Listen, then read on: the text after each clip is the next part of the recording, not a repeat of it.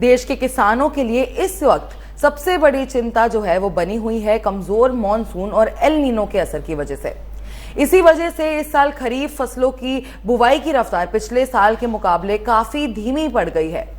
कृषि मंत्रालय के ताजा आंकड़ों के मुताबिक 10 जुलाई तक देश भर में सिर्फ 1.25 लाख हेक्टेयर में खरीफ फसलों की बुवाई हुई थी, जबकि पिछले साल इस समय ये आंकड़ा 632.69 लाख हेक्टेयर था, यानी लगभग 16% की गिरावट। सबसे ज्यादा चिंता की बात यह है कि धान, दालें, तिलहन और कपास जैसे मुख्य फसलों का रकबा कम हुआ है। धान की बुवाई करीब 8.6%, दलहन की 23% और तिलहन की 21% और कपास की बुवाई में भी 15% से ज्यादा की कमी जो है वो देखने को मिली है। इसकी सबसे बड़ी वजह है कम बारिश और मिट्टी में नमी की कमी। किसान बारिश का इंतजार करते रहे और कई इलाकों में बुवाई को टालना पड़ा।